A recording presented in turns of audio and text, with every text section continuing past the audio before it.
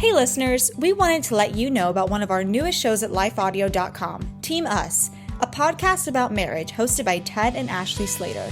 If you're married, you know that oneness in marriage isn't always easy. It can be a struggle to stay connected and face the difficulties of everyday life together. If we're not intentional, it's easy for the us, the you and me, to become you versus me. That's why Ted and Ashley created the Team Us podcast, to help you face marriage as a team. They share honestly and humorously about the betters and the worst of marriage and how to face each day with grace and love. You can find Team Us on lifeaudio.com or in your favorite podcast app. And be sure to subscribe so you don't miss an episode.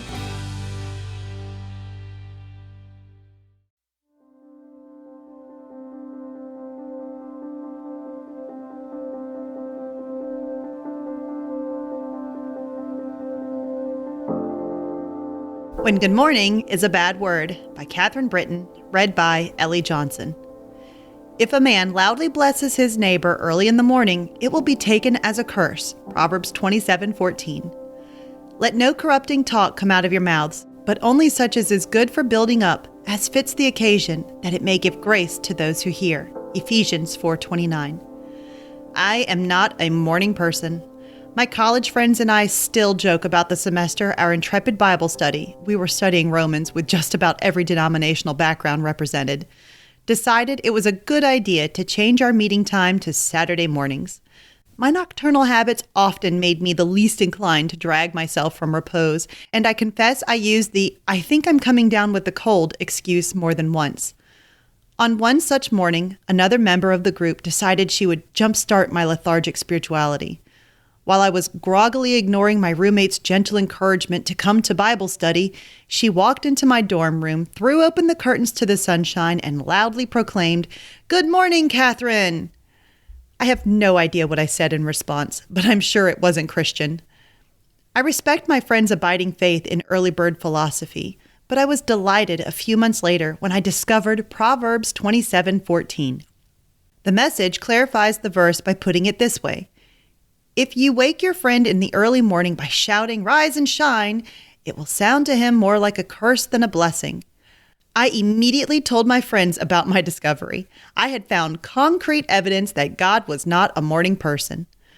Of course, the verse's real point deals less with God's waking hours and more with speaking wisely. Proverbs once again brings the focus back to the power and timing of our words when we relate to each other.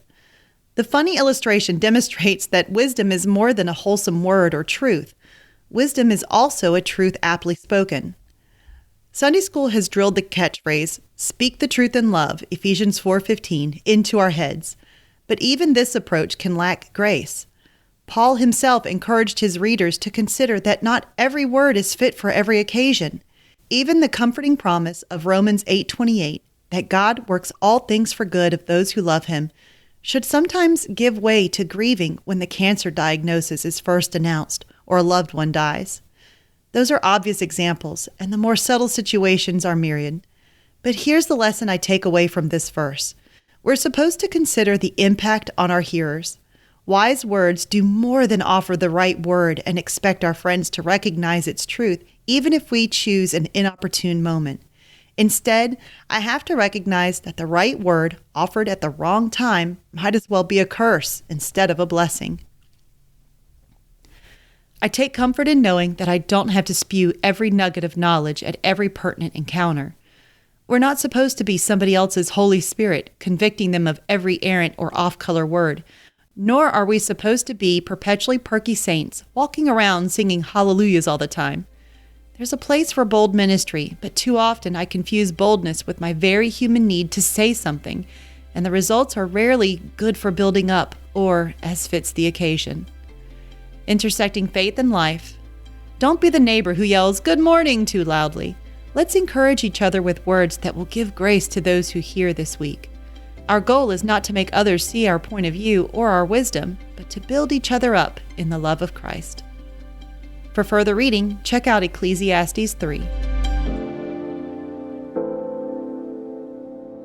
Hey listeners, thanks for joining us for the Crosswalk.com devotional podcast.